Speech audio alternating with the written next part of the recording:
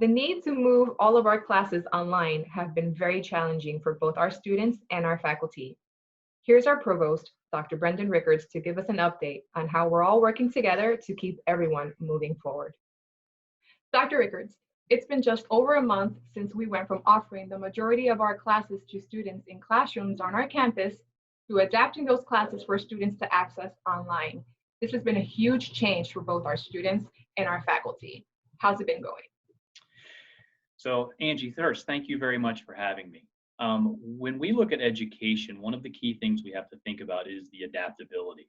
We are in completely uncharted waters in terms of academics currently and as we move into the future. When we think about what we flipped on a dime to do just over a month ago at this point, it is nothing short of remarkable.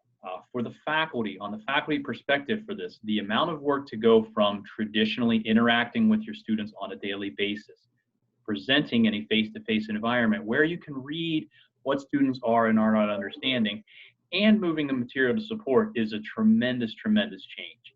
The dedication the faculty have shown, by and large, to this has been nothing short of amazing.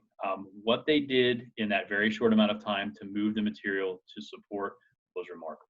Now, in terms of students, for a student to pivot on a dime to switch from learning, whether they learn by taking notes, whether they're auditory learners or visual learners, they had to adapt very, very rapidly to a new learning type of environment. For a student to do this, it takes a remarkable amount of effort as well. As they transition their learning, what I kind of think of in terms of a student is adaptability. When you go into your future careers as a student, this adaptable nature is critical. As you enter into the workforce, your things that you work on a daily basis could change immediately. You may go in planning that you're going to accomplish X, Y, and Z on a specific day. You may be halfway through X, something changes, and now you're accomplishing C and F. You're not even tied to the Y and Z that you initially started with. What as a student you can learn from this is, number one, you do have the ability to adapt. Number two, you do have the ability to learn in multiple different ways. And number three, and most critical, you effectively have been now prepared for what you will encounter very early on in your academic career with what you're going to encounter in the workforce.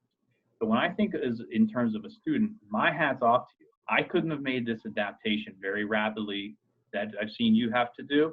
So when you move on to your future careers, I think this is something that as a student, you need to stress that you have survived. You are one of the students now that have lived through the coronavirus pandemic.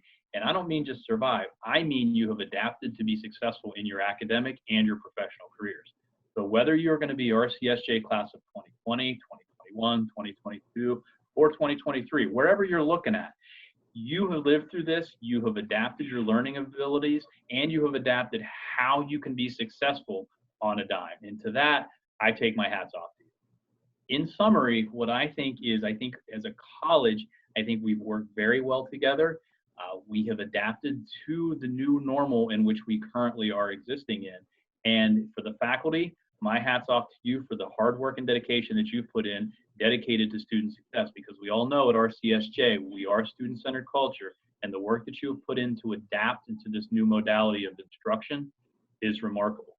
To the students, thank you very much for your work. Thank you for sticking with us. Thank you for being a student at RCSJ at this time.